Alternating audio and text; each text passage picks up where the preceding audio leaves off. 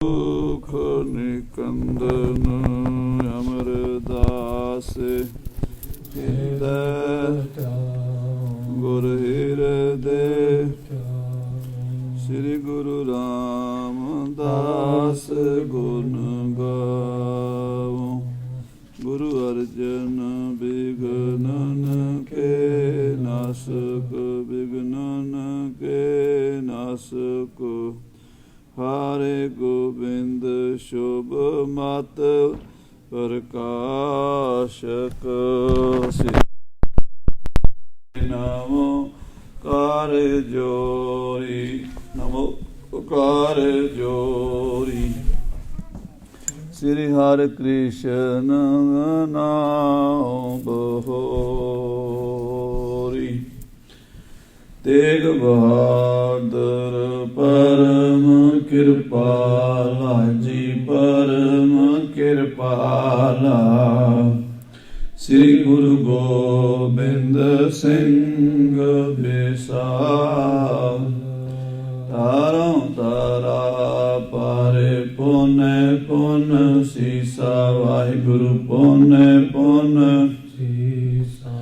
बंदों बार बार जगदीश।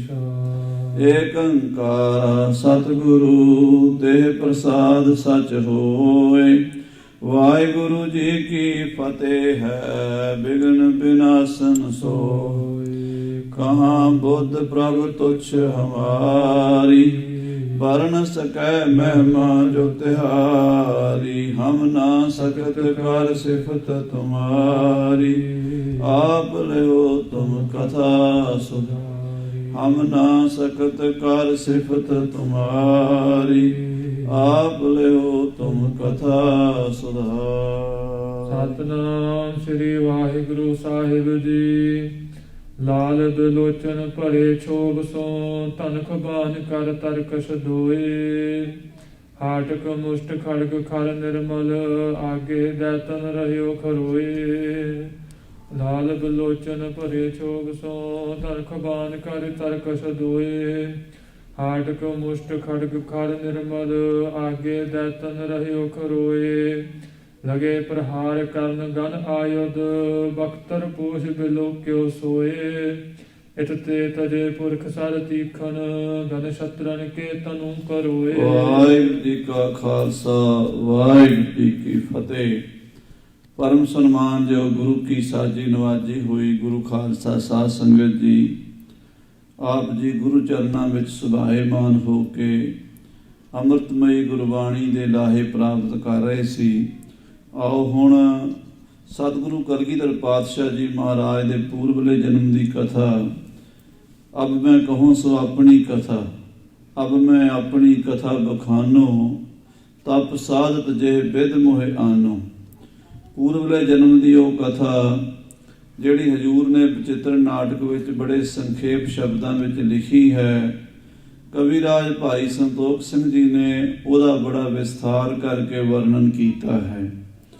सो भाई साहब जी लिख रहे हैं जदों एक ऐसा समा सी सारी धरती ते राक्षसां ने राज कर लिया और अकाल पुरख परमेश्वर की शक्ति चंडी उन्हां नाल युद्ध करदी होई उन्हां नूं मारदी थक गई ते विंध्याचल पर्वत उत्ते जा के कुछ समा आराम कीता। ये दुष्ट पापी उस शक्ति नूं लभदे होए जा पहुंचे जिथे समुद्र ऋषि जी तप कर रहे सन ते जाके बड़े भैड़े शब्द बोले। ओ बाबा इत्थे कोई इस्त्री नहीं वेखी।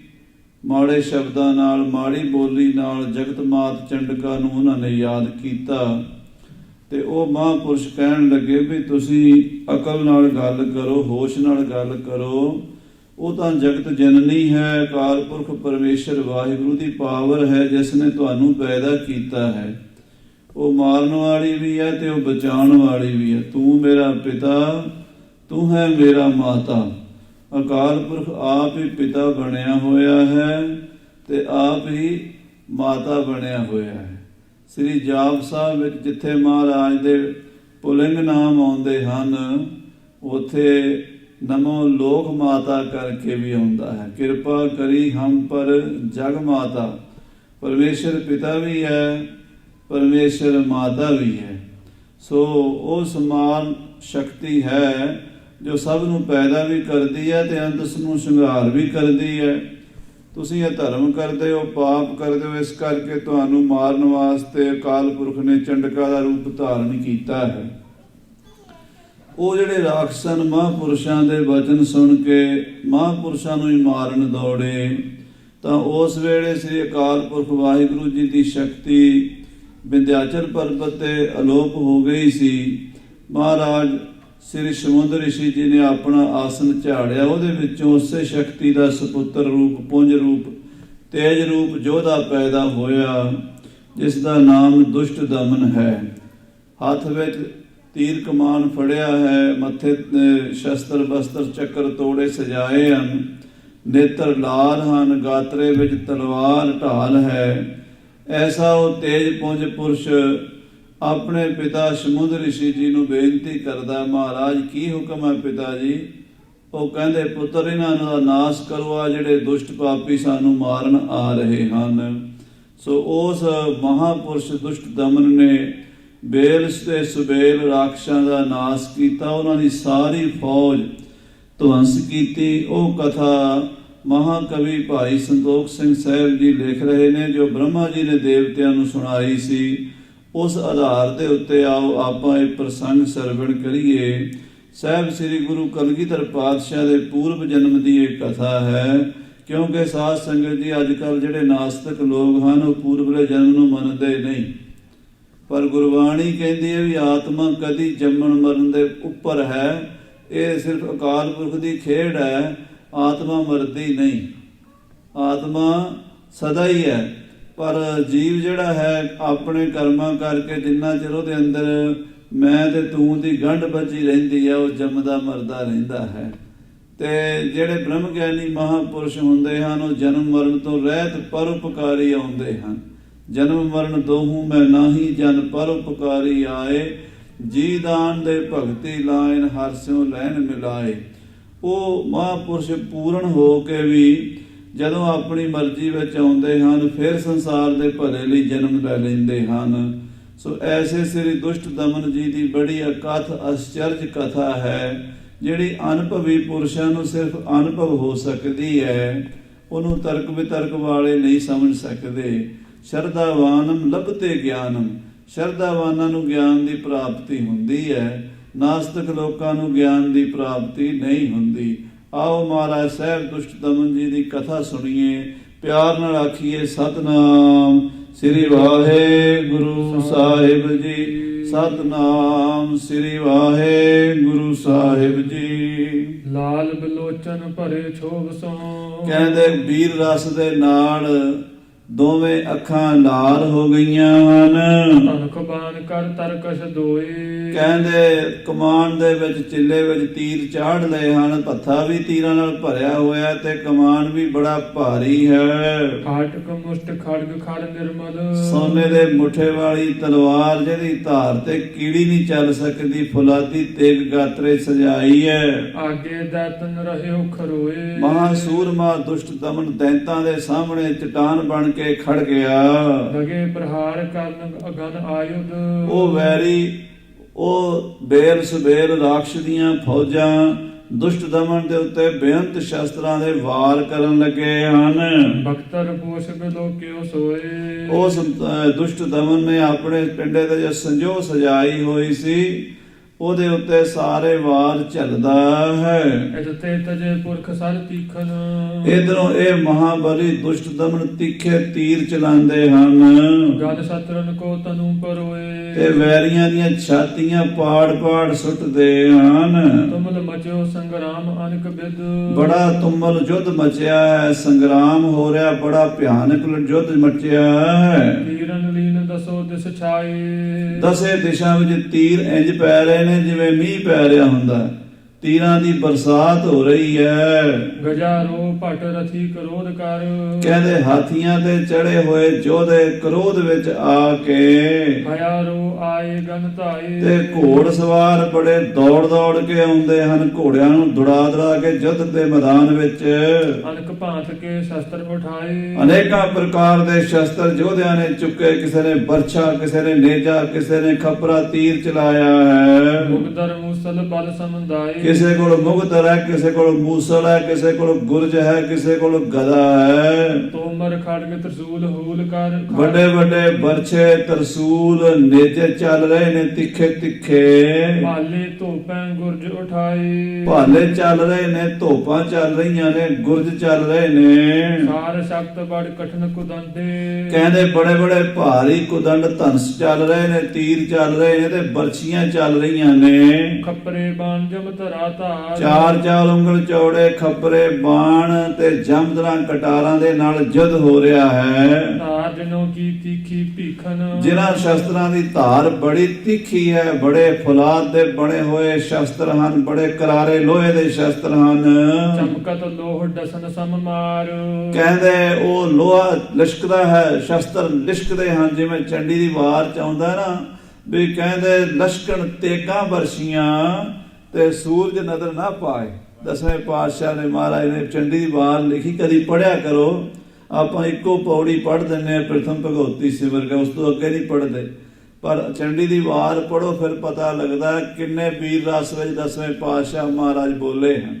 ਲਸ਼ਕਣ ਤੇਗਾਂ ਬਰਛੀਆਂ, ਕਹਿੰਦੇ ਬਰਛੇ ਨੇਜੇ ਤੇਗਾਂ ਲਿਸ਼ਕਦੀਆਂ ਨੇ, ਸੂਰਜ ਨਜ਼ਰ ਨਾ ਪਾਏ। ਇੰਨੀ ਲਿਸ਼ਕ ਹੈ ਉਹਨਾਂ ਦੀ, ਸੂਰਜ ਦੀ ਲਿਸ਼ਕ ਮੱਧਮ ਪੈ ਗਈ ਹੈ। ਇਹੋ ਜਿਹੇ ਸ਼ਸਤਰ ਸੂਰਮਿਆਂ ਦੇ ਹੱਥਾਂ 'ਚ ਸ਼ੋਭਦੇ ਹਨ। ਮਾਰ ਮਾਰ ਕਹਿ ਆਨ ਪਰੇ ਬਹੁ, ਮਾਰ ਲਓ ਕਹਿ ਕੇ ਆ ਪਏ ਹਨ ਸੂਰਮੇ। ਆਯੁਧ ਜੁੱਧ ਮਝਾੜ ਪ੍ਰਹਾਰ, ਔਰ ਯੁੱਧ ਦੇ ਮੈਦਾਨ ਵਿੱਚ ਸ਼ਸਤਰਾਂ ਦੇ ਵਾਰ ਕਰਦੇ ਹਨ। ਹਾਰ ਨ ਹੋਤ ਸਰੋਂ ਤੇ ਕਬਹੂ, ਜਿਹੜੇ ਸੂਰਮੇ ਦੇਵਤਿਆਂ ਨੂੰ ਕਦੀ ਹਾਰੇ ਨਹੀਂ ਸਨ, ਜਿਹੜੇ ਦੇਵਤਿਆਂ ਨੂੰ ਭਜਾ ਦਿੰਦੇ ਸਨ, ਜਿਨ੍ਹਾਂ ਦੇ ਭੈ ਤੋਂ ਵੱਡੇ ਵੱਡੇ ਦੇਵਤੇ ਇੰਦਰ ਜਿਹਾ ਯੋਧਾ ਮੈਥੋਂ ਭਜਿਆ। ਮੈਖਾ ਸੁਰ ਨੇ ਬਚਨ ਕਹੇ ਨੇ, ਮਹਾਰਾਜ ਦਸਵੇਂ ਪਾਤਸ਼ਾਹ ਲਿਖਦੇ ਆ, ਕਹਿੰਦੇ ਇੰਦਰ ਜਿਹਾ ਯੋਧਾ ਮੈਥੋਂ ਭਜਿਆ, ਕੌਣ ਵਿਚਾਰੀ ਦੁਰਗਾ ਜਿਨ ਰਣ ਸੱਜਿਆ। ਵੱਜੇ ਢੋਲ ਨਗਾਰੇ ਦਲਾ ਮੁਕਾਬਲਾ, ਇਹੋ ਜਿਹਾ ਮੁਕਾਬਲਾ ਹੋ ਰਿਹਾ। ਸ੍ਰੀ ਦੁਸ਼ਟ ਦਮਨ ਜੀ ਨੇ ਉਹਨਾਂ ਦੈਂਤਾਂ ਨਾਲ ਮੱਥਾ ਲਾਇਆ ਹੈ ਜਿਨ੍ਹਾਂ ਨੇ ਦੇਵਤੇ ਵੀ ਭਜਾ ਦਿੱਤੇ ਸਨ। ਸੇ ਜੋਧਾ ਹਰ ਪਰੇ ਅਸਾਰ, ਇਹੋ ਜਿਹੇ ਯੋਧੇ ਮੈਦਾਨੇ ਜੰਗ ਵਿੱਚ ਆ ਪਏ ਨੇ ਲੜਨ ਵਾਸਤੇ ਦੁਸ਼ਟ ਦਮਨ ਦੇ ਨਾਲ। ਸੁਲਭ ਗਗਨ ਕਿਸੇ ਚਲੇ ਤੀਰ ਗਨ, ਆ ਜਿਵੇਂ ਕਹਿੰਦੇ ਟਿੱਡੀ ਦਲ ਤੁਰ ਪੈਂਦਾ ਨਾ, ਟਿੱਡੀ ਦਲ ਪੰਜਾਬ ਦੇ ਵਿੱਚ ਕਦੀ ਕਦੀ ਟਿੱਡੀ ਦਲ ਦੀ ਮਾਰ ਪੈਂਦੀ, ਬਜ਼ੁਰਗਾਂ ਨੂੰ ਪਤਾ, ਬੱਚਿਆਂ ਨੂੰ ਨਹੀਂ ਪਤਾ।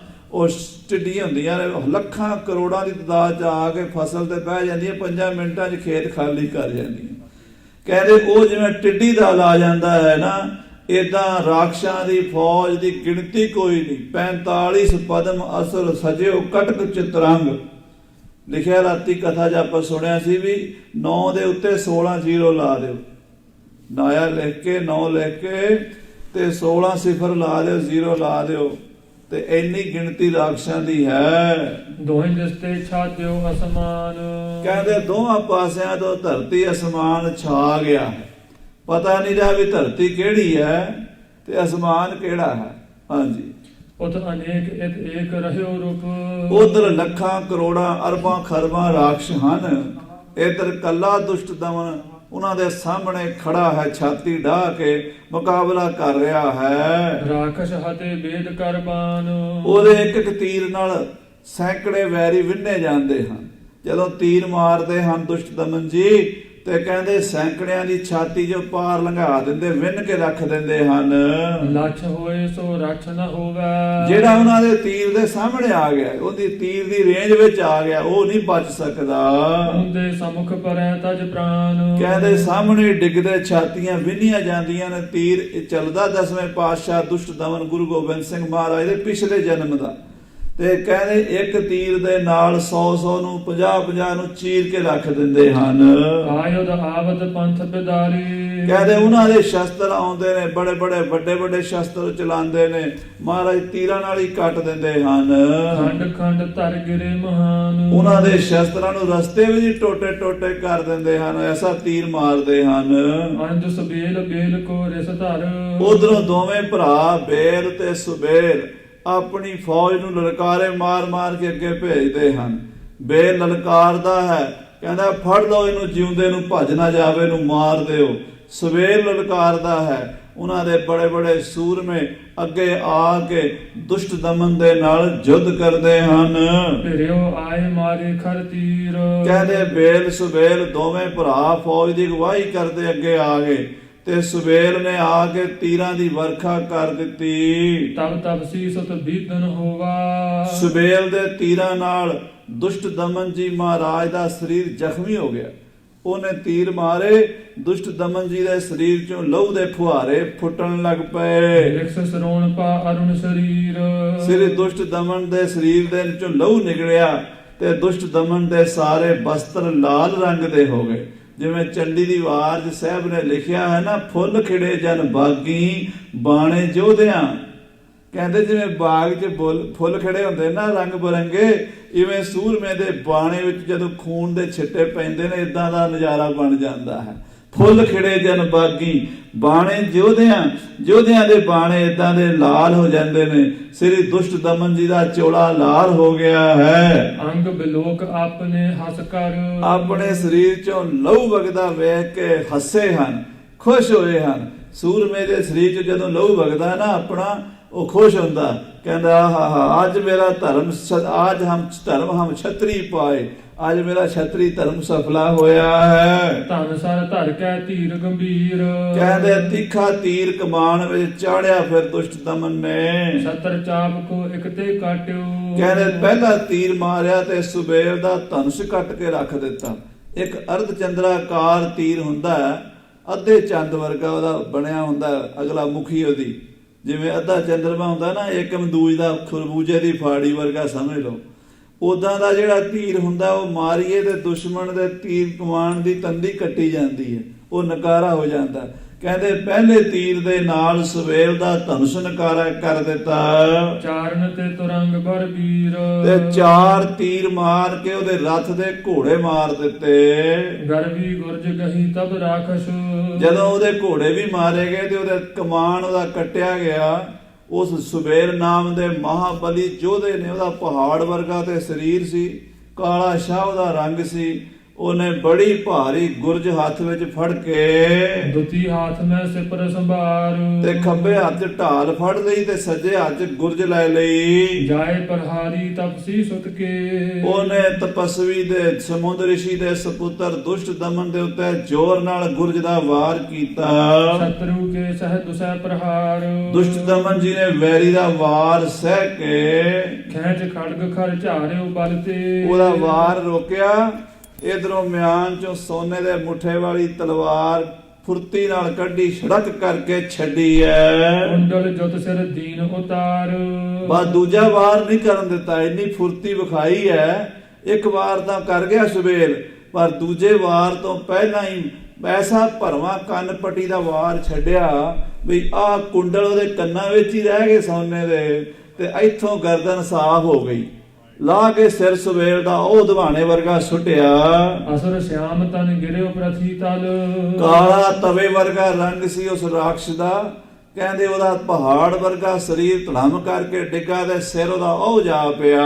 ਵਜਰਪਾਤ ਜਿਵੇਂ ਸ੍ਰਿੰਗ ਪ੍ਰਹਾਰ। ਜਿਵੇਂ ਇੰਦਰ ਦੇ ਵਜਰ ਨਾਲ ਪਹਾੜ ਦੀਆਂ ਚੋਟੀਆਂ ਟੁੱਟ ਗਈਆਂ ਹੋਣ। ਅਤੇ ਉਸ ਬੇਲ ਬਿਲੋਕ ਬੇਲ ਨੇ। ਕਹਿੰਦੇ ਜਦੋਂ ਛੋਟਾ ਭਰਾ ਮਾਰਿਆ, ਸੁਬੇਲ ਮਰ ਗਿਆ, ਤੇ ਵੱਡੇ ਭਰਾ ਬੇਲ ਨੇ ਵੇਖਿਆ। ਬੋਲਿਓ ਬਲੀ ਵੀਰ ਬੜ ਬਾਹੂ। ਉਹ ਵੀ ਬੜਾ ਬਲੀ ਸੀ, ਬੇਲ ਵੀ ਬੜਾ ਯੋਧਾ ਸੀ। ਆਪਣੇ ਭਰਾ ਸੁਬੇਲ ਦੀ ਮੌਤ ਤੇ ਬੇਲ ਗੱਜ ਕੇ ਮੈਦਾਨ 'ਚ ਗਰਜਿਆ।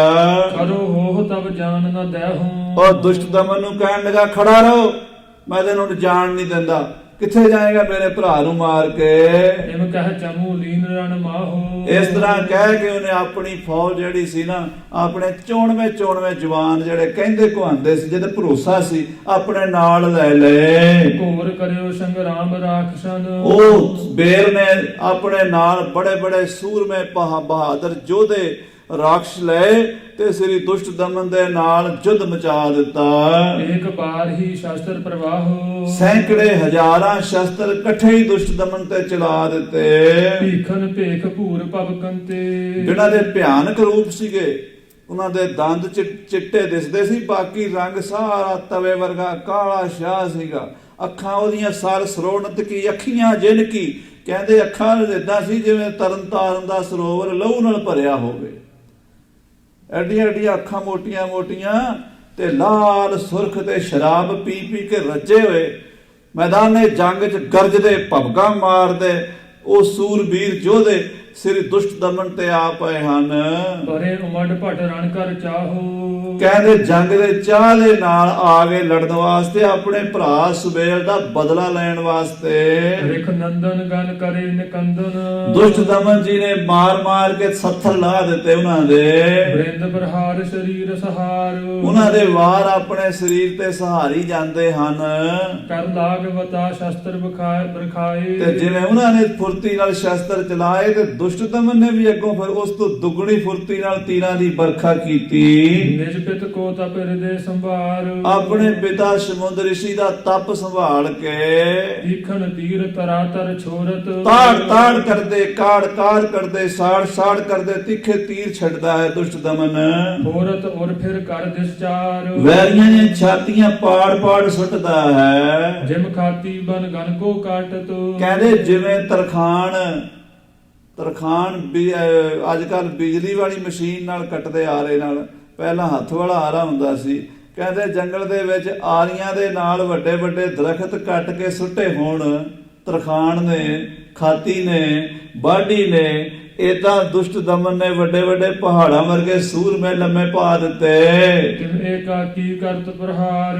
ਕਹਿੰਦੇ ਉਹ ਕੱਟ ਕੱਟ ਕੇ ਸੁੱਟੇ ਹਨ। ਜਿਤ ਕਹਤੇ ਕਿਤ ਭਜੇ ਤਰਾਸ ਧਰ। ਕਹਿੰਦੇ ਕਈ ਮਾਰੇ ਗਏ ਤੇ ਕਈ ਡਰ ਕੇ ਭੱਜਣ ਲੱਗੇ ਹਨ ਅੱਗੇ ਅੱਗੇ। ਕਰਿਓ ਬੇਦ ਨੇ ਕ੍ਰੋਧ ਮਹਾਨ। ਬੇਰ ਨੂੰ ਬੜਾ ਗੁੱਸਾ ਚੜਿਆ ਜਦੋਂ ਉਹਦੀਆਂ ਫੌਜਾਂ ਤਹਿਸ਼ ਨਹਿਸ਼ ਹੋ ਗਈਆਂ, ਹਜ਼ਾਰਾਂ ਯੋਧੇ ਮੈਦਾਨੇ ਜੰਗ 'ਚ ਮਾਰ ਦਿੱਤੇ ਕੱਲੇ ਦੁਸ਼ਟ ਦਮਨ ਨੇ, ਤਾਂ ਬੇਰ ਦੇ ਗੁੱਸੇ ਦਾ ਪਾਰਾਵਾਰ ਕੋਈ ਨਾ ਰਿਹਾ। ਸੈਲ ਸਰੰਗ ਕਰ ਓਜ ਉਖਾਰਿਓ। ਅਖੀਰ ਉਹਨੇ ਕੀ ਕੀਤਾ, ਉਹਨੇ ਇੱਕ ਪਹਾੜ ਪੁੱਟਿਆ, ਪਹਾੜ ਦੀ ਚੋਟੀ, ਪਹਾੜ ਦੀ ਉੱਪਰ ਚੋਟੀ ਹੁੰਦੀ ਹੈ ਨਾ, ਉਹਨੇ ਪਹਾੜ ਦੀ ਚੋਟੀ ਪੁੱਟ ਕੇ ਸਮੁਖ ਪ੍ਰਹਾਰਿਓ ਰਣ ਕਮਸਾਨ। ਤੇ ਬੜਾ ਵੱਡਾ ਪਹਾੜ ਜਿਵੇਂ ਵਲੀ ਗੰਧਾਰੀ ਨੇ ਗੁਰੂ ਨਾਨਕ ਸਾਹਿਬ ਤੇ ਸੁੱਟਿਆ ਸੀ ਨਾ, ਏਦਾਂ ਉਸ ਬੇਲ ਨੇ ਉੱਚਾ ਪਹਾੜ ਦਾ ਵੱਡਾ ਸਾਰਾ ਇੱਕ ਪੱਥਰ ਕੋਈ ਕਈ ਹਜ਼ਾਰ ਟਨ ਦਾ ਚੁੱਕ ਕੇ ਦੁਸ਼ਟ ਦਮਨ ਵੱਲ ਸੁੱਟਿਆ। ਆਵਤ ਬਿਖਸਰ ਸੋ ਕਰ ਚੂਰਨ। ਉਹ ਆਉਂਦੇ ਹੋਏ ਪਹਾੜ ਨੂੰ ਦੁਸ਼ਟ ਦਮਨ ਨੇ ਤੀਰ ਦੇ ਨਾਲ ਟੋਟੇ ਟੋਟੇ ਕਰ ਦਿੱਤਾ। ਉਧਰੋਂ ਵੀ ਸ਼ਸਤਰ ਪੂਰੇ ਬਲੀ ਸਨ। ਇਹ ਜੰਗ ਸਾਧ ਸੰਗਤ ਜੀ ਇਸ ਧਰਤੀ ਤੇ ਨਹੀਂ ਹੋ ਰਿਹਾ, ਇਹ ਜੰਗ ਅਨੁਭਵ ਦੇ ਵਿੱਚ ਹੋ ਰਿਹਾ। ਆਖੋ ਸਤਨਾਮ ਸ੍ਰੀ ਵਾਹਿਗੁਰੂ। ਅਨੁਭਵ ਦੀ ਧਰਤੀ ਹੋਰ ਹੈ, ਉੱਥੇ ਪਹੁੰਚਣਾ, ਸੁਰਤ ਦੇ ਨਾਲ ਜਾਣਾ, ਇਹ ਸੁਰਤ ਮੰਡਲ ਦੀ ਖੇਡ ਹੈ। ਇਥੋਂ ਫਿਜ਼ੀਕਲ ਤੌਰ ਤੇ ਦੇਖੋਗੇ ਤੇ ਗੱਲ ਸਮਝ ਨਹੀਂ ਆਣੀ। ਇਹ ਹੋਰ ਮੰਡਲ ਦੀ ਖੇਡ ਹੈ। ਜਦੋਂ ਉੱਥੇ ਸੁਰਤ ਜਾਏਗੀ ਫਿਰ ਸਮਝ ਆਏਗੀ ਕੀ ਹੋ ਰਿਹਾ ਹੈ। ਅੰਦਰ ਦੀਆਂ ਖੇਡਾਂ ਹਨ। ਕਹਿੰਦੇ ਐਸਾ ਤੀਰ ਮਾਰਿਆ ਪਹਾੜ ਦੀ ਚੋਟੀ ਟੋਟੇ ਟੋਟੇ ਕਰ ਦਿੱਤੀ। ਪਰਿਓ ਧਰਨ ਕੁਛ ਕਾਜ ਸਰਾਨ। ਕਹਿੰਦੇ ਉਹਦੇ ਪਹਾੜ ਦੇ ਜਦੋਂ ਟੁਕੜੇ ਕਰ ਦਿੱਤੇ ਤੀਰ ਮਾਰ ਕੇ, ਉਹਦਾ ਇਹ ਵਾਰ ਖਾਲੀ ਗਿਆ ਤੇ ਕਹਿੰਦੇ ਕੁਛ ਵੀ ਨਹੀਂ ਦੁਸ਼ਟ ਦਮਨ ਦਾ ਵਿਗਾੜ ਸਕਿਆ। ਮਨ ਸਤ ਜਵਲਤ ਬਾਣ ਧਨ ਤਾਨਿਓ। ਫਿਰ ਦੁਸ਼ਟ ਦਮਨ ਜੀ ਨੇ ਅਗਨੀ ਬਾਣ ਛੱਡਿਆ। ਰਿਪੁਰ ਹਤਿਓ ਗਿਰਿਓ ਤਜ ਪ੍ਰਾਨ। ਵਾਰੀ ਵਿਧੀ ਛਾਤੀ ਦੇ ਵਿੱਚੋਂ ਪਾਰ ਕਰ ਦਿੱਤਾ ਤੇ ਬੇਲ ਵੀ ਧੜਮ ਕਰਕੇ ਧਰਤੀ ਤੇ ਡਿੱਗਾ। ਉਹਦੇ ਡਿੱਗਣ ਨਾਲ ਧਰਤੀ ਹਿੱਲ ਗਈ, ਐਡਾ ਯੋਧਾ ਸੀ ਉਹ। ਚਮੂ ਅਸੰਖ ਪਈ ਜਦ ਠਾਂਡੀ। ਕਹਿੰਦੇ ਉਹਦੀ ਹਸੰਖਾਂ ਫੌਜਾਂ ਖੜੀਆਂ ਸਨ। ਜੈ ਚਾਹਤ ਰਣ ਭੀਮ ਬਚਾਏ। ਜਿਹੜੀਆਂ ਜਿਹੜੀਆਂ ਦੁਸ਼ਟ ਦਮਨ ਨੂੰ ਮਾਰ ਕੇ ਜੰਗ ਜਿੱਤਣਾ ਚਾਹੁੰਦੀਆਂ ਸਨ। ਕਟ ਕਟ ਬਿਕਟ ਸੁਭਟ ਝਟ ਗਿਰ, ਬੜੇ ਬੜੇ ਸੂਰਮੇ ਟੋਟੇ ਟੋਟੇ ਹੋ ਕੇ ਧਰਤੀ ਤੇ ਡਿੱਗ ਰਹੇ ਸਨ। ਗਿਰ ਬਰੀ ਬਰੰਗਨ ਸੁਰ ਪਰ ਜਾਏ, ਤੇ ਸਵਰਗ ਵਿੱਚ ਜਾ ਕੇ ਅਪਸ਼ਰਾਂ ਨੂੰ ਵਰ ਰਹੇ ਸਨ। ਸ਼ਾਸਤਰਨ ਕੀ ਬਰਖਾ ਕਰ ਘਨ ਸਮ, ਕਹਿੰਦੇ ਜਿਵੇਂ ਮੀਂਹ ਵਸਦਾ ਹੈ ਨਾ ਸਾਵਣ ਦੇ ਮਹੀਨੇ 'ਚ, ਬੜੀਆਂ ਮੋਟੀਆਂ ਮੋਟੀਆਂ ਕਣੀਆਂ ਪੈਂਦੀਆਂ ਨੇ, ਐਡਾ 4-4 ਉਂਗਲੇ ਤਤਾਰ 'ਚ ਤੀਰਾਂ ਦੀਆਂ ਖੱਪਰੇ ਤੀਰਾਂ ਦੀਆਂ ਝੜੀਆਂ ਲੱਗੀਆਂ ਹੋਈਆਂ ਸਨ। ਪਰੇ ਆਏ ਚਾਰੋਂ ਦਿਸ ਧਾਏ, ਚਾਰੇ ਪਾਸਿਓਂ ਸੂਰਮੇ ਉਮੜ ਉਮੜ ਕੇ ਆ ਪਏ ਸਨ। ਅਕਸੀ ਸੁਤ ਪਰਵਾਰਨ ਕੀਨਸ, ਕਹਿੰਦੇ ਦੁਸ਼ਟ ਦਮਨ ਨੂੰ ਚਾਰੇ ਪਾਸਿਓਂ ਅਸੰਖ ਫੌਜ ਨੇ ਘੇਰਾ ਪਾ ਲਿਆ। ਕਹੈ ਹਤੋਂ ਇਸ ਹੈ ਨ ਭਲਾਈ, ਕਹਿੰਦੇ ਇਹਨੂੰ ਮਾਰ ਦਿਓ ਕਿਤੇ ਭੱਜ ਨਾ ਜਾਵੇ, ਇਹਨੇ ਸਾਡੇ ਯੋਧੇ ਮਾਰ ਦਿੱਤੇ, ਇਹਨੂੰ ਮਾਰ ਕੇ ਬਦਲਾ ਲਵੋ। ਨਿਜ ਪ੍ਰਾਕਰਮ ਸੰਭਾਰਨ ਕਰਕੇ, ਪਰ ਦੁਸ਼ਟ ਦਮਨ ਨੇ ਆਪਣਾ ਬਲ ਸੰਭਾਲ ਕੇ, ਗਹਿਕ ਦੰਡ ਕੋ ਤਪਸੀ ਤਾਤ, ਕਹਿੰਦੇ ਤਪਸਵੀ ਸਮੁੰਦ ਰਿਸ਼ੀ ਦੇ ਪੁੱਤਰ ਦੁਸ਼ਟ ਦਮਨ ਨੇ ਆਪਣਾ ਭਾਰੀ ਧਨਸ ਫੜ ਕੇ ਮਰਦਨ ਕਰੇ ਦੈਤ ਬੜ ਜੋਦਾ, ਬੜੇ ਬੜੇ ਯੋਧੇ ਮਾਰ ਸੁੱਟੇ। ਤਰ ਤੀਰਨ ਤੇ ਹਤੇ ਪਾਪਾਤ, ਕਹਿੰਦੇ ਤੀਰਾਂ ਨਾਲ ਲੰਮੇ ਪਾ ਦੇ ਧਰਤੀ ਤੇ ਲੇਟਵਾ ਦਿੱਤੇ। ਚਰਨ ਕਿਦਕੇ ਗੁਲਫਰ ਜਾਨੂ, ਕਹਿੰਦੇ ਕਿਸੇ ਦਾ ਪੈਰ ਵੱਢਤਾ, ਕਿਸੇ ਦਾ ਗਿੱਟਾ ਤੇ ਕਿਸੇ ਦਾ ਗੋਡਾ ਉਡਾਤਾ। ਕੇਤਕ ਕੱਟ ਤੇ ਕੱਟ ਗਿਰ ਜਾਤ, ਕਈ ਲੱਗ ਤੋਂ ਹੀ ਵੱਢ ਸੁੱਟੇ ਤੇ ਕਈਆਂ ਦੀਆਂ ਬਾਹਾਂ ਲਾ ਦਿੱਤੀਆਂ। ਕੇਤਕ ਹਿਰਦੇ ਬਧੀਰਨ ਕੀਨ, ਕਈਆਂ ਦੇ ਕਾਲਜੇ ਚੀਰ ਦਿੱਤੇ, ਦਿਲ ਵਿੱਚੋਂ ਤੀਰ ਪਾਰ ਲੰਘਾ ਦਿੱਤੇ। ਕੇਤਕ ਭੁਜਾ ਕਾਟ ਕੀ ਘਾਤ, ਕਈਆਂ ਦੀਆਂ ਬਾਹਾਂ ਵੱਢ ਸੁੱਟੀਆਂ। ਕਿਤ ਕਟੇ ਗਰੀਬ ਤੇ ਬਦਨ ਭੇਦ ਬਹੁ, ਕਈਆਂ ਦੀਆਂ ਗਰਦਨਾਂ ਉਡਾ ਦਿੱਤੀਆਂ।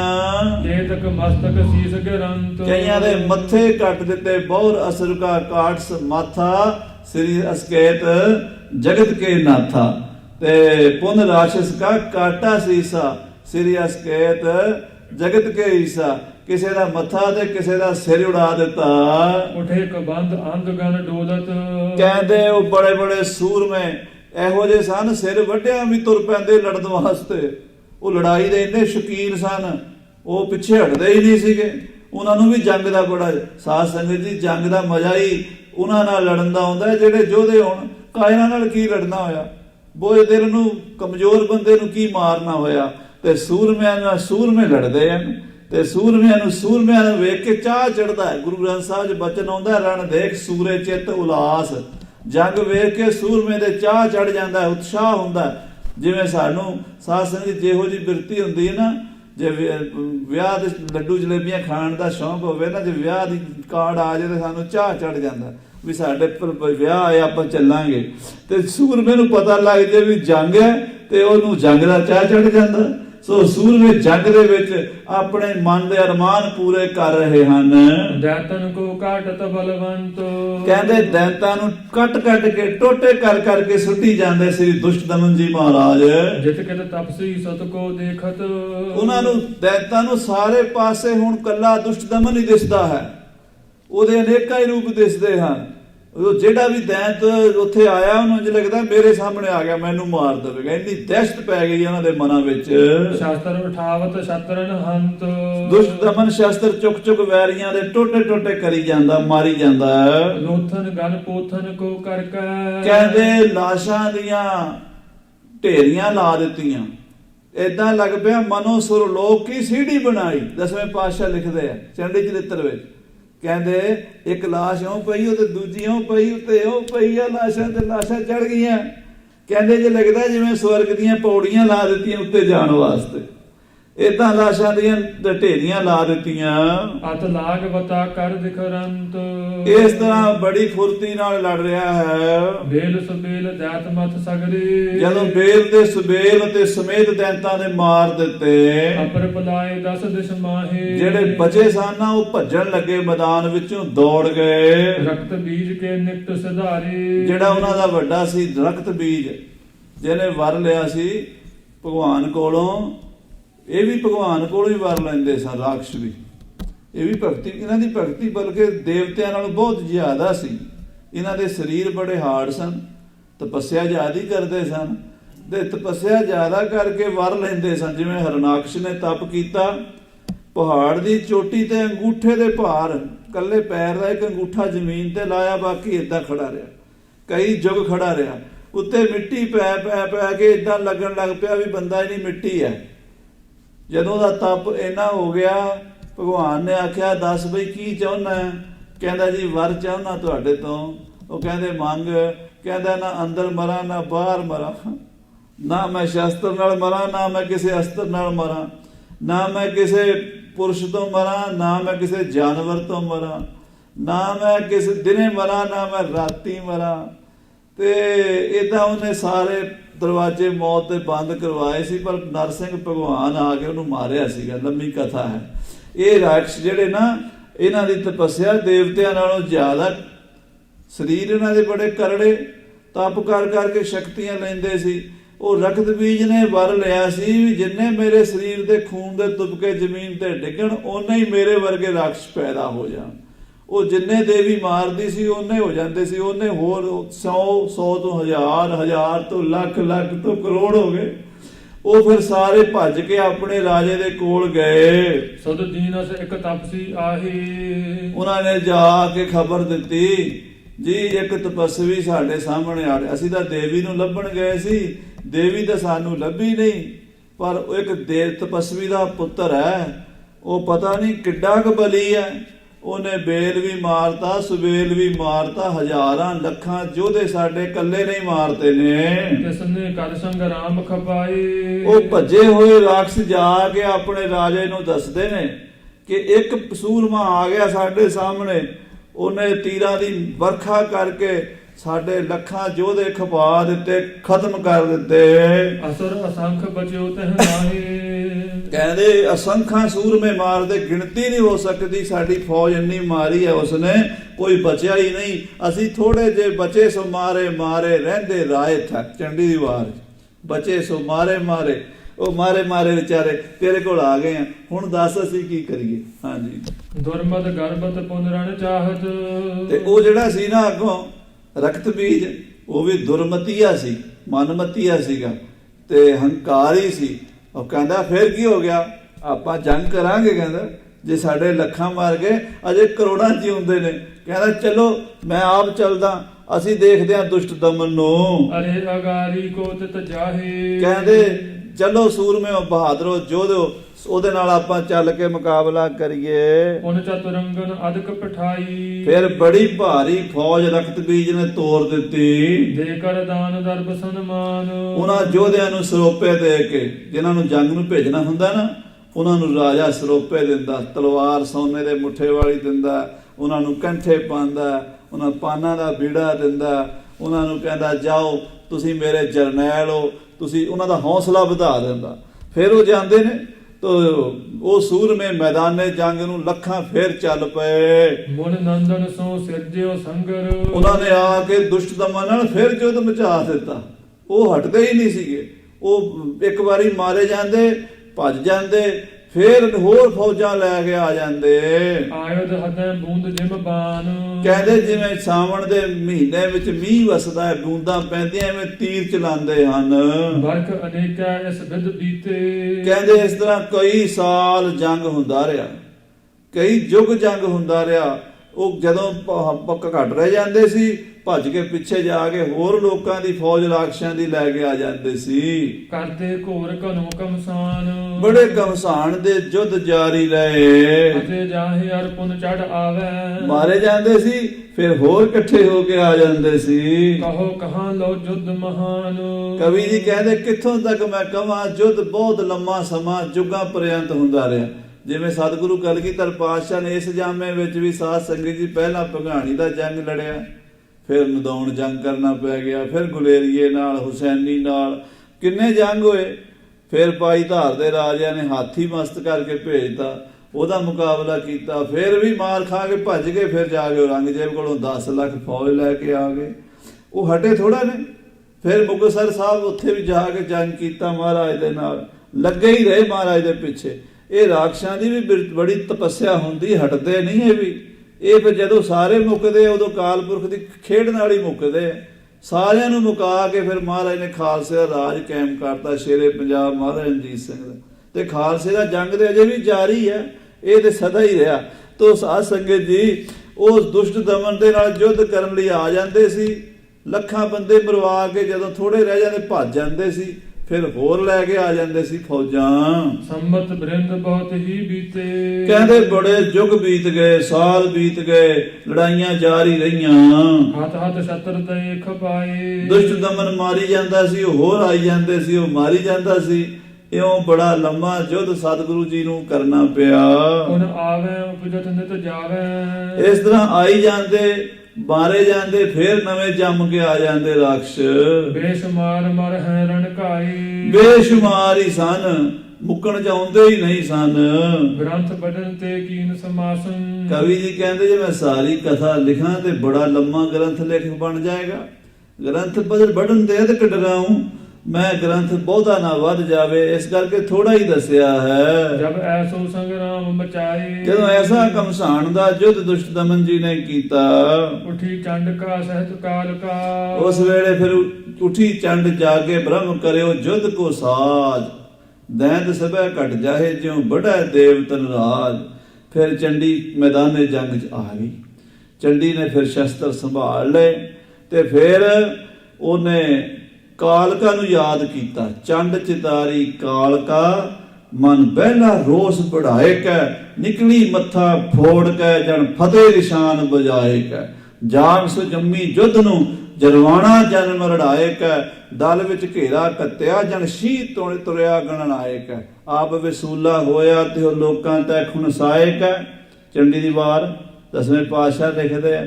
ਉਸ ਵੇਲੇ ਫਿਰ ਉਹਨੇ ਚੰਡੀ ਨੇ ਦੂਜੀ ਸ਼ਕਤੀ ਆਪਣੇ ਮੱਥੇ ਚੋਂ ਪ੍ਰਗਟ ਕੀਤੀ, ਉਹ ਨਿਕਲੀ ਮੱਥਾ ਫੋੜ ਕੇ। ਚੰਡੀ ਨੇ ਕਾਲਕਾ ਨੂੰ ਯਾਦ ਕੀਤਾ। ਮੱਥਾ ਫੋੜ ਕੇ ਕਿਵੇਂ ਨਿਕਲੀ? ਉਹਦੀ ਸੁਰਤ ਵਿੱਚੋਂ ਉਹ ਪ੍ਰਗਟ ਹੋਈ। ਉਹਨੇ ਖੱਪਰ ਲੈ ਲਿਆ, ਉਹ ਜਿੰਨੇ ਖੂਨ ਦੀਆਂ ਬੂੰਦਾਂ ਧਰਤੀ ਤੇ ਆਉਣ ਲੱਗਦੀਆਂ ਖੱਪਰ ਥੱਲੇ ਕਰਕੇ ਭਰ ਲੈਂਦੀ, ਉਸੇ ਵੇਲੇ ਪੀ ਲੈਂਦੀ ਬੀਜ ਨਾਸ਼ ਕਰਨ ਲਈ। ਕਿਉਂਕਿ ਜਦੋਂ ਖੂਨ ਦੀਆਂ ਬੂੰਦਾਂ ਥੱਲੇ ਡਿੱਗਦੀਆਂ ਸੀ, ਉਹਨੇ ਹੋਰ ਪੈਦਾ ਹੋ ਜਾਂਦੇ ਸੀਗੇ। ਹੁਣ ਉਹਨਾਂ ਦਾ ਬੀਜ ਨਾਸ਼ ਕਰਨਾ ਸੀ ਤੇ ਕਾਲਕਾ ਨੇ ਫਿਰ ਖੱਪਰ ਲੈ ਲਿਆ ਖੂਨ ਦਾ, ਉਹ ਥੱਲੇ ਡਿੱਗਣ ਹੀ ਨਹੀਂ ਦਿੰਦੀ। ਉਹ ਦੁਸ਼ਟ ਦਮਨ ਜੀ ਮਾਰੀ ਜਾਂਦੇ ਆ, ਉਹ ਖੱਪਰ ਭਰ ਭਰ ਕੇ ਪੀਵੀ ਜਾਂਦੀ ਹੈ। ਕ੍ਰੋਧਾ ਲੈ ਸ਼ਕਤੀ ਸਮੁਦਾਏ, ਕਹਿੰਦੇ ਵੀਰ ਰਸ ਵਿੱਚ ਸਾਰੀਆਂ ਪਾਵਰਾਂ ਲੈ ਕੇ, ਸਾਰੀਆਂ ਸ਼ਕਤੀਆਂ, ਦੇਵੀ ਸ਼ਕਤੀਆਂ ਜਿੰਨੀਆਂ ਵੀ ਹਨ, ਇਹ ਸਾਧ ਸੰਗਤ ਜੀ ਇਹ ਦੇਵੀ ਸ਼ਕਤੀਆਂ ਹਨ। ਇਹ ਪਾਵਰਾਂ ਕਾਲ ਇੱਕੋ ਹੀ ਕਾਲ ਪੁਰਖ ਦੀਆਂ ਬੇਅੰਤ ਸ਼ਕਤੀਆਂ। ਆਖੋ ਸਤਨਾਮ ਸ੍ਰੀ ਵਾਹਿਗੁਰੂ। ਇਹਦੇ ਵਿੱਚ ਕਈ ਲੋਕ ਭਰਮ ਚ ਪੈ ਜਾਂਦੇ ਆ, ਇਹ ਦੁਰਗਾ ਹੈ ਜੀ, ਇਹ ਦੇਵੀ ਹੈ ਜੀ, ਇਹ ਕਾਲਕਾ ਹੈ ਜੀ, ਹਿੰਦੂਆਂ ਦੀ ਹੈ ਜੀ, ਫਲਾਣਾ ਹੈ ਜੀ। ਅਸਲ ਵਿੱਚ ਸਾਡਾ ਨਾ ਸੁਰਤ ਦਾ ਜਿਹੜਾ ਵਿਕਾਸ ਬਹੁਤ ਰੁਕ ਗਿਆ ਪਿਛਲੀ ਸਦੀ ਵਿੱਚ। ਆ ਜਦੋਂ ਦਾ ਸਾਧ ਸੰਗਤ ਜੀ ਅੰਗਰੇਜ਼ਾਂ ਨੇ ਪੰਜਾਬ ਤੇ ਕਬਜ਼ਾ ਕੀਤਾ ਨਾ, ਸਾਡੀ ਚਿੰਤਨ ਧਾਰਾ ਨੂੰ ਮੋੜ ਦਿੱਤਾ ਗਿਆ। ਅਸੀਂ ਉਸ ਅਧਿਆਤਮ ਕਲਾ ਨੂੰ ਸਮਝ ਨਹੀਂ ਸਕਦੇ ਤੇ ਬਸ ਅਸੀਂ ਹਰ ਗੱਲ ਨੂੰ ਕ੍ਰਿਟਿਸਾਈਜ਼ ਕਰਦੇ ਹਾਂ। ਅਨੁਭਵ ਹੈ ਨਹੀਂ ਕਿਸੇ ਗੱਲ ਦਾ। ਉਹ ਜਿਹੜੀਆਂ ਮੂਰਤੀਆਂ ਤੁਸੀਂ ਦੇਖਦੇ ਹੋ ਨਾ, ਉਹ ਤੇ ਸਮਝਾਉਣ ਲਈ ਬਣਾਈਆਂ ਹੋਈਆਂ ਨੇ ਲੋਕਾਂ ਨੇ। ਦੇਵੀ ਦੀ ਮੂਰਤੀ ਕੋਈ ਨਹੀਂ, ਉਹ ਅਮੂਰਤੀ ਹੈ, ਉਹ ਜੋਤ ਸਰੂਪ ਹੀ ਹੈ, ਉਹ ਸ਼ਕਤੀ ਹੈ, ਉਹ ਪਾਵਰ ਹੈ, ਉਹ ਸੂਰਮਿਆਂ ਦੇ ਵਿੱਚ ਵਰਤਦੀ ਹੈ, ਉਹ ਸ਼ਸਤਰਾਂ ਦੇ ਵਿੱਚ ਵਰਤਦੀ ਹੈ, ਉਹ ਤੋਪਾਂ ਤੇ ਬੰਬਾਂ ਦੇ ਵਿੱਚ ਵਰਤਦੀ ਹੈ। ਐਨਰਜੀ, ਪਾਵਰ, ਸ਼ਕਤੀ, ਉਹ ਕਾਲਪੁਰਖ ਦੀ ਸ਼ਕਤੀ ਦੇ ਰੂਪ ਬੇਅੰਤ ਹੀ ਹਨ, ਬੇਅੰਤ ਹੀ ਹਨ। ਉਹਦਾ ਅੰਤ ਕੋਈ ਨਹੀਂ। ਅੰਤ ਨਾ ਸਿਫਤੀ ਕਹਿਣ ਨਾ ਅੰਤ, ਅੰਤ ਨਾ ਕਰਨਾ ਦੇਣ ਨਾ ਅੰਤ। ਸੋ ਉਸ ਵੇਲੇ ਉਹ ਭੈਰਵ ਰੂਪ ਵਿੱਚ, ਭਿਆਨਕ ਰੂਪ ਵਿੱਚ ਆ ਗਈ ਕਾਲਪੁਰਖ ਦੀ ਸ਼ਕਤੀ। ਉਹਨੇ ਮਾਰ ਸੱਥਰ ਲਾ ਦਿੱਤੇ, ਕਾਲ ਦਾ ਰੂਪ ਧਾਰਨ ਕਰ ਲਿਆ। ਰਾਖਸ਼ਾਂ ਨੂੰ ਪੈਦਾ ਵੀ ਕਰਨ ਵਾਲੀ ਸੀ ਤੇ ਅੱਜ ਵਿਨਾਸ਼ ਕਰਨ ਲੱਗ ਪਈ ਹੈ। ਉਹ ਆਪੇ ਹੀ ਸਾਜਦੀ ਹੈ, ਆਪੇ ਹੀ ਖਾ ਜਾਂਦੀ ਹੈ। ਆਖੋ ਸਤਨਾਮ ਸ੍ਰੀ ਵਾਹਿਗੁਰੂ। ਪੈਦਾ ਵੀ ਕਰੋਨਾ ਨੂੰ ਉਸਨੇ ਕੀਤਾ ਹੈ ਤੇ ਉਹਨੂੰ ਖਾਣਾ ਵੀ ਉਸੇ ਨਹੀਂ ਹੈ। ਆਖੋ ਸ੍ਰੀ ਵਾਹਿਗੁਰੂ। ਇਹ ਸਭ ਉਹੀ ਸ਼ਕਤੀਆਂ ਹੀ ਨੇ, ਦੈਂਤ ਹੀ ਨੇ ਸਾਰੇ। ਕਰੋਨਾ ਇੱਕ ਬੜਾ ਵੱਡਾ ਦੈਂਤ ਬਣ ਕੇ ਦੁਨੀਆ ਤੇ ਆਇਆ। ਹੁਣ ਇਹ ਵਾਇਰਸ ਦੇ ਰੂਪ ਵਿੱਚ, ਇਹਦੀ ਗਿਣਤੀ ਦੱਸੋ 45 ਪਦਮ ਤੋਂ ਘੱਟ ਹੈ ਕਿ ਜ਼ਿਆਦਾ ਹੈ? ਜਿਨ੍ਹਾਂ ਨੂੰ ਸ਼ੰਕਾ ਹੁੰਦਾ ਵੀ 45 ਪਦਮ ਰਾਖਸ਼ ਕਿੱਥੇ ਖਲੋਤੇ ਹੋਣਗੇ। ਇੱਕ ਬੰਦਾ ਮੈਨੂੰ ਮਿਲਿਆ, ਕਹਿੰਦਾ ਜੀ ਇਸ ਵੇਲੇ ਦੁਨੀਆ ਦੀ ਕੁੱਲ ਆਬਾਦੀ 6 ਅਰਬ ਹੈ ਤੇ ਧਰਤੀ ਤੇ ਥਾਂ ਕੋਈ ਨਹੀਂ ਰਹੀ। ਜਦੋਂ 45 ਪਦਮ ਹੋਣਗੇ ਉਹ ਕਿੱਥੇ ਟਿਕੇ ਹੋਣਗੇ? ਮੈਂ ਕਿਹਾ ਤੈਨੂੰ ਕਿਵੇਂ ਨਜ਼ਰ ਆਵੇ, ਕਿਉਂਕਿ ਉਹਦਾ ਪਤਾ ਨਹੀਂ ਉਹ ਬ੍ਰਹਮੰਡ 'ਚ ਕਿੱਥੇ ਕਿੱਥੇ ਖੇਡ ਵਰਤ ਰਹੀ ਹੈ। ਉਹਦਾ ਬੜੀ ਵੱਡੀ ਖੇਡ ਹੈ। ਉਹ ਏਦਾਂ ਥੋੜਾ ਜਿਵੇਂ ਅਸੀਂ ਤਾਂ ਆਪਣੀ ਸੋਚ ਨਾਲ ਦੇਖ ਰਹੇ ਹਾਂ। ਗੁਰੂ ਸਾਹਿਬ ਬਹੁਤ ਵੱਡੇ ਵਿਰਾਟ ਰੂਪ ਨੂੰ ਦੇਖ ਰਹੇ ਹੈ। ਸੂਖਮ ਤੇ ਸੂਖਮ ਕਰ ਚੀਜ਼ ਨੇ, ਸੂਖਮ ਤੋਂ ਸੂਖਮ ਵੀ ਹੈ। ਤੂੰ ਇੱਕ ਧਰਤੀ ਦੀ ਗੱਲ ਕਰਦਾ, ਇਸੇ ਸਰੀਰ ਦੇ ਅੰਦਰ ਬੰਦੇ ਦੇ ਦਿਮਾਗ ਦੇ ਵਿੱਚ ਇੰਨੀ ਸਾਰੀ ਥਾਂ ਹੈ, 60 ਅਰਬ ਜੀਵਤ ਸੈੱਲ ਹਨ। ਇਹ ਡਾਕਟਰਾਂ ਨੂੰ ਪੁੱਛ ਕੇ ਦੇਖ ਲਓ। ਦਿਮਾਗ ਦੇ ਵਿੱਚ 60 ਅਰਬ ਤੇ 6 ਅਰਬ ਬੰਦਿਆਂ ਦੀ ਆਬਾਦੀ ਵੇਖਦਾ, ਕਿੰਨੀ ਸੂਖਮ ਖੇਡ ਹੈ। ਇੱਕ ਸੂਈ ਦੇ ਜਿਹੜੇ ਇੰਜੈਕਸ਼ਨ ਲਾਉਂਦਾ ਨਾ ਡਾਕਟਰ, ਉਹਦਾ ਜਿਹੜਾ ਅਗਲੀ ਸੂਈ ਦਾ ਨੋਕ ਹੁੰਦੀ ਹੈ, ਉਹਦੇ ਤੇ 40,000 ਜਰਮ ਖਲੋ ਸਕਦੇ ਹਨ। ਵਾਇਰਸ ਇੰਨੇ ਬਰੀਕ ਹੁੰਦੇ ਹਨ। ਤੇ ਮੌਤ ਉਹਨਾਂ ਕੋਲ ਹੈ ਕਿ ਨਹੀਂ ਹੈ ਮੌਤ। ਇਸ ਕਰਕੇ ਇਹ ਗੱਲਾਂ ਸੂਖਮ ਨੇ। ਇਹਨਾਂ ਨੂੰ ਤੁਸੀਂ ਜੇ ਏਦਾਂ ਦੇਖੋਗੇ ਗਿਣਤੀਆਂ ਕਰਕੇ ਵੀ ਕਿੱਥੇ ਖਲੋਤੇ ਤੇ ਕਿੱਥੇ ਲੜੇ, ਉਹ ਨਹੀਂ ਸਮਝ ਆਣੀ। ਇਹ ਅਕਾਲ ਪੁਰਖ ਦੀ ਗੁਪਤ ਖੇਡ ਹੈ। ਆਖੋ ਸ੍ਰੀ ਵਾਹਿਗੁਰੂ। ਸੋ ਮਹਾਰਾਜ ਦੁਸ਼ਟ ਦਮਨ ਜੀ ਯੁੱਧ ਕਰ ਰਹੇ ਸਨ। ਕਾਲਕਾ ਚੰਡੀ ਮੌਤ, ਕਾਲਕਾ ਕਾਲ ਦੀ ਉਹ ਸ਼ਕਤੀ ਜਿਹੜੀ ਸਭ ਨੂੰ ਖਾ ਜਾਂਦੀ ਹੈ, ਮੌਤ ਹੈ। ਕਾਲੀ ਕਹਿੰਦੇ ਉਹਨੇ ਸਾਰਿਆਂ ਨੂੰ ਕਾਲੀ ਖੇਤ ਖਪਾਈਆਂ ਸਭੇ ਸੂਰਤਾਂ। ਚੰਡੀ ਦੀ ਵਾਰ ਕਾਲੀ ਖੇਤ ਖਪਾਈਆਂ, ਖੇਤ ਚ ਖਪਾਤੀਆਂ, ਖਾ ਗਈ ਸਭੇ ਸੂਰਤਾਂ। ਜਿੰਨੀਆਂ ਸੂਰਤਾਂ ਸੀ ਸਭ ਸਮੇਟ ਦਿੱਤੀਆਂ, ਭੋਗ ਪਾਤਾ ਸਾਰਿਆਂ ਦਾ। ਹਾਂਜੀ ਭਈ ਯੁੱਧ ਮੈਂ ਬਿਰਤ ਭਵਾਨੀ, ਕਹਿੰਦੇ ਉਹ ਭਵਾਨੀ ਪ੍ਰਗਟ ਹੋ ਗਈ ਯੁੱਧ ਦੇ ਵਿੱਚ। ਗਣ ਅਨੇਕ ਭੈਰਵ ਦਰਸਾਈ, ਕਹਿੰਦੇ ਉਹਦੇ ਭਿਆਨਕ ਗਣ, ਉਹਦੀਆਂ ਫੌਜਾਂ ਭਿਆਨਕ ਰੂਪ ਵਿੱਚ ਆ ਗਈਆਂ। ਮਾਰ ਮਾਰ ਅਸੁਰਨ ਪਰ ਕਰਕੇ, ਮਾਰ ਲਓ ਕਰਕੇ ਪੈ ਗਏ ਰਾਖਸ਼ਾਂ ਨੂੰ। ਇੱਕੇ ਬਾਰ ਪਰੇ ਅਰ ਰਾਈ, ਇੱਕੋ ਵਾਰੀ ਰੜਾ ਕੇ ਪੈ ਗਏ ਸੂਰਮੇ। ਗੁਰਜਨ ਗਦਾ ਗਰਭ ਗਹਿ ਪਾਥਰ, ਕਹਿੰਦੇ ਕਿਸੇ ਨੇ ਗੁਰਜ ਫੜੀ ਹੈ, ਕਿਸੇ ਨੇ ਗਦਾ, ਕਿਸੇ ਨੇ ਪੱਥਰ ਚੁੱਕਿਆ। ਰਥ ਮਾਥੇ ਥਿਤ ਮਥੇ ਰਸਾਏ, ਕਹਿੰਦੇ ਰੱਥਾਂ ਦੇ ਸਾਹਮਣੇ ਜਾ ਕੇ ਨਾ ਉਹਨਾਂ ਦੇ ਰਥ ਤੋੜ ਦਿੱਤੇ, ਉਹਨਾਂ ਦੇ ਪਹੀਏ ਚੂਰ ਚੂਰ ਕਰ ਦਿੱਤੇ, ਉਹਨਾਂ ਦੇ ਮੁਕਟ ਉਡਾ ਦਿੱਤੇ ਤੀਰਾਂ ਦੇ ਨਾਲ, ਉਹਨਾਂ ਦੀਆਂ ਲੱਤਾਂ ਬਾਹਾਂ ਖਿੰਡ ਭਿੰਨ ਕਰ ਦਿੱਤੀਆਂ।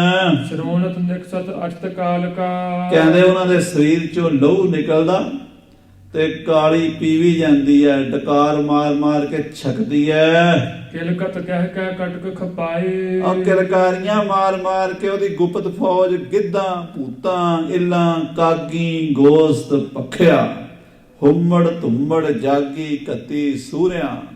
ਕਹਿੰਦੇ ਭੂਤ ਪ੍ਰੇਤ ਜਿੰਨ ਬੈਤਾਲ ਮਾਸਾਹਾਰੀ ਜੀਵ ਇੱਲਾਂ ਕਾਂ ਸਭ ਆ ਗਏ, ਸਭ ਖੂਨ ਪੀ ਗਏ। ਖਤਮ ਕਰਤਾ, ਬੀਜ ਨਾਸ ਕਰਤਾ, ਛੱਡਿਆ ਹੀ ਕੁਛ ਨਹੀਂ, ਹੱਡੀਆਂ ਵੀ ਚੱਬ ਗਏ। ਦਸਵੇਂ ਪਾਤਸ਼ਾਹ ਨੇ ਕ੍ਰਿਸ਼ਨਾ ਅਵਤਾਰ 'ਚ ਲਿਖਿਆ, ਮੁਖ ਸੋ ਨਰ ਹੱਡ ਨਚਾਵਤ ਹੈ। ਬੰਦੇ ਦੇ ਹੱਡੀਆਂ ਨੂੰ ਦੰਦਾਂ ਥੱਲੇ ਚੱਬ ਜਾਂਦੇ, ਹੱਡੀਆਂ ਵੀ ਨਹੀਂ ਛੱਡਦੇ ਬਾਹਰ। ਇਹੋ ਜਿਹੇ ਸੂਰਮੇ, ਕਹਿੰਦੇ ਇਹੋ ਜਿਹੇ ਦੈਂਤ, ਇਹੋ ਜਿਹੇ ਗੁਪਤ ਸ਼ਕਤੀਆਂ ਉੱਥੇ ਮੈਦਾਨੇ ਜੰਗ 'ਚ ਪ੍ਰਗਟ ਹੋ ਗਈਆਂ। ਐਮ ਕਰ ਜਤਨ ਅਨੇਕ ਬਿਦਨ ਕੇ, ਇਸ ਤਰ੍ਹਾਂ ਬੜੇ ਯਤਨ ਕਰਕੇ ਅਕਾਲ ਪੁਰਖ ਪਰਮੇਸ਼ਰ ਦੀ ਸ਼ਕਤੀ ਨੇ ਸਭ ਦੈਤਨ ਦਲ ਕੀਨ ਸਹਾਨ, ਕਹਿੰਦੇ ਦੈਤਾਂ ਦਾ ਦਲ ਨਾਸ ਕਰ ਦਿੱਤਾ। ਦੈਤਾਂ ਦੇ ਦਲ ਹਾਰੇ ਦਹਿਸ਼ਤ ਖਾਏ ਕੈ।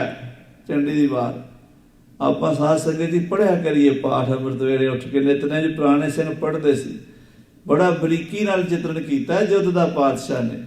ਦੈਤਾਂ ਦੇ ਦਲ ਹਾਰੇ ਦਹਿਸ਼ਤ ਖਾਏ ਕੈ, ਦਹਿਸ਼ਤ ਡਰ ਕੇ ਬਚੇ ਸੋ ਮਾਰੇ ਮਾਰੇ ਰਹਿੰਦੇ ਰਾਏ ਥਾ। ਜਿਹੜੇ ਬਚੇ ਸੀ ਨਾ ਮਾਰੇ ਮਾਰੇ ਡਰਦੇ ਡਰਦੇ, ਬਚੇ ਸੋ ਮਾਰੇ ਮਾਰੇ ਮਾਰੇ ਮਾਰੇ। ਇਹਦੇ ਕਈ ਪਾਠ ਨੇ, ਬਚੇ ਸੋ ਮਾਰੇ, ਬਹੁਤ ਬਚੇ ਵੀ ਉਹ ਮਾਰੇ ਰਹਿੰਦੇ ਰਾਏ ਥਾ, ਇਦਾਂ ਵੀ ਪਾਠ ਕਰਦੇ। ਪਰ ਬਚੇ ਸੋ ਮਾਰੇ ਮਾਰੇ ਰਹਿੰਦੇ ਰਾਏ ਥਾ। ਜਿਹੜੇ ਬਚੇ ਖੁਜੇ ਰਾਜੇ ਕੋਲ ਜਾਂਦੇ ਮਾਰੇ ਮਾਰੇ, ਹਾਏ ਜੀ ਮਰ ਗਏ ਅਸੀਂ ਤਾਂ, ਰਾਜਾ ਹੋਰ ਫੌਜਾਂ ਭੇਜ ਦਿੰਦਾ, ਉਹ ਫੇਰ ਦੁਸ਼ਟ ਦਮਨ ਜੀ ਮਾਰ ਦਿੰਦੇ, ਉਹ ਫੇਰ ਭੇਜ ਦਿੰਦਾ।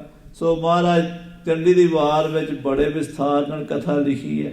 ਹਾਂਜੀ, ਅਪਰਾਜਤਾ ਭਗਵਤੀ ਭੀਮਾ, ਉਹ ਅਪਰਾਜਤਾ ਜਿਹੜੀ ਕਿਸੇ ਤੋਂ ਜਿੱਤੀ ਨਹੀਂ ਜਾ ਸਕਦੀ। ਅਪਰਾਜਤਾ ਜਿਹਨੂੰ ਕੋਈ ਨਹੀਂ ਜਿੱਤ ਸਕਿਆ। ਅਕਾਲ ਪੁਰਖ ਦੀ ਸ਼ਕਤੀ ਨੂੰ ਕੌਣ ਜਿੱਤ ਸਕਦਾ। ਭਗਵਤੀ ਸਾਰਿਆਂ ਦੀ ਮਾਤਾ ਹੈ। ਪ੍ਰਥਮ ਭਗਵਤੀ ਸਿਮਰ ਕੈ, ਸਾਰਾ ਸੰਸਾਰ ਉਹਦੇ ਵਿੱਚੋਂ ਪ੍ਰਗਟ ਹੋਇਆ। ਕਿਉਂਕਿ ਸ਼ਿਵ ਸ਼ਕਤ ਆਪ ਉਪਾਏ ਕੈ ਕਰਤਾ, ਆਪੇ ਹੁਕਮ ਵਰਤਾਏ। ਜੇ ਕੱਲਾ ਪਿਤਾ ਪੁੱਤਰ ਪੈਦਾ ਨਹੀਂ ਕਰ ਸਕਦਾ, ਮਾਂ ਦੀ ਲੋੜ ਪੈਂਦੀ ਹੈ। ਕੱਲਾ ਪਿਤਾ ਪੁੱਤਰ ਥੋੜਾ ਪੈਦਾ ਕਰੇਗਾ, ਮਾਂ ਵੀ ਚਾਹੀਦੀ ਹੈ ਨਾ। ਤੇ ਮਾਂ ਸ਼ਕਤੀ ਹੈ। शिव शक्त आप उपाय कै करता, आपे शिव शक्ति संजोगी। पानी च गुरु ग्रंथ साहब च पंक्तियां आउंदियां, आपे शिव शक्ति संजोगी। शिव ते शक्ति का संजोग हुंदा। शिव चेतन पिता की शक्ति है, पावर है, ते शक्ति मां रूप है। इन्हां दोवां दा संजोग हो गया ते संतान पैदा हुंदी है। वो अकाल पुरख दी भगवती भीमा भयानक रूप भी है। वो जिथे एका माई जुगत व्याई, तिन चेले परवान, एक संसारी, एक भंडारी, एक लाए दी बाण। वो संसारी बन के रजोगुण ब्रह्मा द्वारा संसार पैदा कर दी है, सतोगुणी विष्णु द्वारा पालना करती है, ते शिव जी द्वारा लाए लीन करती है। फिर वो जिहड़ी उन्हां दियां तिन्नां दियां तीन शक्तियां हन। विष्णु दी लक्ष्मी है, आ संसार माया है। देखो इस बिन सरे ना एक छिन कारज होत ना सिद्ध। पैसा ना होवे जेब विच कोई काम हुंदा। ये लक्ष्मी कहंदे इहनूं लक्षणा सहित जो जानी जावे। जिहड़ी लक्षण हुंदे ने पता लग जांदा भी कार लई फिरदा, कोई जेब च होना तां ही लई फिरदा। जे सूट बूट चंगे पाए है ते कोई 4 टके होणगे जेब च, बैंक च होएगा कुछ ना कोई कारोबार होना कोई। जो अपने लक्षणां नाल जानी जाती है वो लक्ष्मी है। जिहड़ी सरस्वती सार श्रेष्ठ ज्ञान देण वाली शारदा ब्रह्मा की शक्ति है। विद्या नमो शारदा मात विद्या प्रदेनी। वो विद्या की शक्ति है, ज्ञान दिंदी है, नॉलेज दिंदी है। स्कूलों कॉलेजों यूनीवर्सिटियां पढ़ाई जाती, ना होवे तां भी गुजारा। कल्ला पैसा कुछ नहीं कर सकता जे उन्होंने वरतण का ढंग ना होवे। पैसा होवे उन्होंने कित्थे खर्चना है, आटा होवे पकाना आउंदा ना होवे। आटा होवे रोटी गुनना किवें है, तवे ते किवें रोटी लानी, भुखा ही मरेगा। वो विद्या है जिहड़ी माइयां भैणां दे कोल प्रशादा पकाउण दी शक्ति है, बंदियां कोल कमाउण दी शक्ति है, खेती करन दी शक्ति है, दुकानदारी है, बिजनेस है, वो सब शारदा है, सृष्टि है, ज्ञान नॉलेज इलम विद्या। हुण तीजी भी चाहिदी है, वो की है समेटना, जाना भी है इथों। वो काली है, वो चंडी है, वो मौत है, वो पावर है, वो शस्त्रां विच है। ना होवे तां भी तुहानूं ना जीण देण ना मरन देण। इस करके वो जिथे आउंदा ना गुर ईश्वर गुर गोरख ब्रह्मा गुर पार्वती माई संप्रदाय जिद्दां पाठ करदे आ। माई तां इकट्ठा बोलिया जांदा, पर अर्थ करन लग्गिया भाई साहब भाई संतोख सिंह जी होरां ने, संत ज्ञानी गुरबचन सिंह जी होरां ने लगभग 250 टीका श्री जपजी साहब के उत्ते लिखा गया वधिया वधिया विद्वानां वालों। उन्होंने पार्वती शिव की शक्ति है, माँ जिहड़ी माया लक्ष्मी विष्णु की शक्ति है, ई सरस्वती शारदा विद्या की शक्ति है। तिन्ना दियां तिन्ने शक्तियां साडा गुरु ही साडे वास्ते सब कुछ। आखो सतनाम श्री वाहिगुरू। कोई मेरा गुरु ही मेरे लिए ईश्वर है, मेरा गुरु ही मेरे लिए गोरख है, मेरा गुरु ही ब्रह्मा है, मेरा गुरु ही मेरे लिए पार्वती है, मेरा गुरु ही मां लक्ष्मी है, मेरा गुरु ही सृष्टि है। इस करके खालसे दे विच सारा कुछ गुरु नूं मन्निया जांदा। पर जिन्हां चीज़ां नूं गुरु च मन्निया जांदा वो चीज़ां गुण भी तो मनने पैणे है ना। उन्हां गुणां दी व्याख्या हुण चल रही है। इस करके किते भरम च ना पैना भी ये हिंदुआं दी देवी सी फलाणिਆਂ दी सी। वो जो ਜਿਹੜੀ ਗੱਲ ਨੂੰ ਪਹਿਲਾਂ ਕੋਈ ਸਮੱਸਿਆ ਹੁੰਦੀ ਫਿਰ ਉਹਦਾ ਸਮਾਧਾਨ ਹੁੰਦਾ। ਪਹਿਲਾਂ ਉਹਦਾ ਪ੍ਰਕਰਨ ਸਮਝਾਂਗੇ ਤਾਂ ਹੀ ਆਪਾਂ ਇੱਥੇ ਪਹੁੰਚਾਂਗੇ। ਇਹ ਸੁਰਤ ਨੇ ਵਿਕਾਸ ਕਰਨਾ। ਸੋ ਇਸ ਤਰ੍ਹਾਂ ਅਪਰਾਜਿਤਾ ਜੋ ਕਿਸੇ ਤੋਂ ਜਿੱਤੀ ਨਹੀਂ ਜਾ ਸਕਦੀ, ਭਗਵਤੀ ਭੀਮਾ ਭਿਆਨਕ ਰੂਪ ਵਿੱਚ ਵੀ ਹੈ। ਹਾਂਜੀ ਭਦਰਾ ਅਭੈ ਪਹਿਰਾ ਜਾਨੂ। ਉਹ ਜਿਹੜੀ ਭਦਰਾ ਸ੍ਰੇਸ਼ਟ ਹੈ ਸਾਰਿਆਂ ਤੋਂ, ਔਰ ਅਭੈ ਕਿਸੇ ਤੋਂ ਡਰਦੀ ਨਹੀਂ। ਭੈ ਹਰਾ ਭੈ ਨੂੰ ਨਾਸ਼ ਕਰਨ ਵਾਲੀ ਹੈ। ਡਰ ਨੂੰ ਜਦੋਂ ਚੰਡੀ ਗਾਤਰੇ 'ਚ ਹੁੰਦੀ ਹੈ ਨਾ, ਤਲਵਾਰ ਗਾਤਰੇ ਪਾਈ ਹੋਵੇ, ਸ਼ਸਤਰ ਹੋਵੇ ਹੱਥ ਵਿੱਚ, ਕੋਈ ਵੀ ਹਥਿਆਰ ਹੋਵੇ, ਬੰਦੇ ਦਾ ਹੌਸਲਾ ਵਧਿਆ ਰਹਿੰਦਾ, ਡਰ ਨਹੀਂ ਲੱਗਦਾ। ਜਦੋਂ ਕੋਲ ਹੋਵੇ ਕੁਛ ਨਾ, ਡੰਡਾ ਵੀ ਨਾ ਹੋਵੇਗਾ ਅਗਲੇ ਤੂੰ ਫਿਰ ਪਤਾ ਅਗਲਾ ਚਪੇੜ ਮਾਰ ਕੇ ਖੋਹ ਕੇ ਲੈ ਜਾਏਗਾ। ਇਹ ਸ਼ਸਤਰ ਜਿਹੜੇ ਨੇ ਸ੍ਰੀ ਸਾਹਿਬ ਸਾਡੇ ਗਾਤਰੇ 'ਚ ਹੈ ਨਾ, ਇਹ ਡਰ ਨਹੀਂ ਲੱਗਣ ਦਿੰਦਾ। ਭੈ ਹਰਾ, ਇਹ ਭੈ ਨੂੰ ਨਾਸ਼ ਕਰਨ ਵਾਲੀ ਸ਼ਕਤੀ ਹੈ। ਪਰਮ ਪ੍ਰਸੀਦਤ ਉਤਪਲ ਨੈਣਾ। ਹਾਂ, ਬੜ ਪਰਮ ਪ੍ਰਸੰਨ ਹੋਈ, ਜਿਹਦੇ ਕਮਲ ਵਰਗੇ ਨੇਤਰ ਖਿੜੇ ਹੋਏ ਸਨ। ਜਨ ਅਰਬਿੰਦ ਭੂਰ ਪਿਖ ਭਾਨ। ਕਹਿੰਦੇ ਏਦਾਂ ਖਿੜੇ ਜਿਵੇਂ ਸੂਰਜ ਨੂੰ ਵੇਖ ਕੇ ਕਮਲ ਦਾ ਫੁੱਲ ਖਿੜ ਜਾਂਦਾ ਹੈ। ਉਹ ਜਗਤ ਮਾਤ ਚੰਡਕਾ ਸ੍ਰੀ ਦੁਸ਼ਟ ਦਮਨ ਜੀ ਵੱਲ ਵੇਖ ਕੇ ਇਉਂ ਪ੍ਰਸੰਨ ਹੋਈ ਹੈ। ਅਸੁਰ ਅਸੰਖੰ ਤੇ ਕਰ ਪ੍ਰਾਕਰਮ। ਕਹਿੰਦੇ ਜਿਹੜੇ ਅਸੰਖਾਂ ਵੈਰੀਆਂ ਨਾਲ ਲੜ ਕੇ ਸ੍ਰੀ ਦੁਸ਼ਟ ਦਮਨ ਨੇ ਮਾਰਿਆ ਸੀ ਰਾਖਸ਼ਾਂ ਨੂੰ। ਵਿਜੈ ਲਈ ਰਿਪ ਸਭ ਛੈ ਮਾਨ। ਜਿਹਨੇ ਸਾਰੇ ਰਾਖਸ਼ਾਂ ਨੂੰ ਮਾਰਿਆ ਸੀ ਉਹਦੇ ਉੱਤੇ ਪ੍ਰਸੰਨ ਹੋਈ ਹੈ। ਉਹ ਜਗਤ ਜਨਨੀ ਚੰਡਕਾ, ਉਹ ਕਾਲੀ, ਉਹ ਭਵਾਨੀ, ਉਹ ਅਕਾਲ ਪੁਰਖ ਦੀ ਮਹਾਂ ਸ਼ਕਤੀ ਸ੍ਰੀ ਭਗਵਤੀ ਜੀ ਸਹਾਇ। ਐਵੇਂ ਦਸਵੇਂ ਪਾਤਸ਼ਾਹ ਨੇ ਪਹਿਲਾਂ ਨਹੀਂ ਲਿਖਿਆ। ਅੱਜ ਕੱਲ ਕਈਆਂ ਨੂੰ ਸਮਝ ਨਹੀਂ ਆਉਂਦੀ, ਉਹ ਕਹਿੰਦੇ ਪਹਿਲਾਂ ਦੇਵੀ ਦੀ ਗੱਲ ਲਿਖਤੀ ਜੀ, ਉਹ ਦੇਵੀ ਸਮਝੀ ਜਾਂਦੇ ਆ। ਉਹਨਾਂ ਨੂੰ ਪਤਾ ਹੀ ਨਹੀਂ ਵੀ ਇਹ ਮਹਾਂ ਸ਼ਕਤੀ ਅਕਾਲ ਪੁਰਖ ਦੀ ਹੈ। ਬਿਨਾਂ ਸ਼ਕਤੀ ਦੇ ਕੋਈ ਕਾਰਜ ਨਹੀਂ ਹੁੰਦਾ। ਹਾਂਜੀ, ਸੋ ਸਾਧ ਸੰਗਤ ਜੀ, ਇੱਥੇ ਅੱਗੇ ਕਥਾ ਹੁਣ ਅੱਗੇ ਹੋਵੇਗੀ। ਬੇਅੰਤ ਸਤਿਗੁਰੂ ਪਾਤਸ਼ਾਹ ਜੀ ਨੂੰ ਵਰ ਮਿਲੇ ਹਨ ਤੇ ਆਉਣ ਵਾਲੇ ਸਮੇਂ ਲਈ ਤਪ ਕਰਨ ਦੇ ਲਈ ਪ੍ਰੇਰਣਾ ਹੈ, ਤੇ ਫਿਰ ਦੁਸ਼ਟ ਦਮਨ ਜੀ ਪ੍ਰਗਟ ਹੋਣਗੇ। ਉਹ ਕਥਾ ਆਪਾਂ ਸਰਵਣ ਕਰਾਂਗੇ। ਸਮੇਂ ਦੇ ਲਿਹਾਜ਼ ਨਾਲ ਸਮਾਪਤੀ ਹੈ। ਹੇ ਗੋਬਿੰਦ, ਹੇ ਗੋਪਾਲ, ਹੇ ਦਿਆਲ ਲਾਲ, ਪ੍ਰਾਣਨਾਥ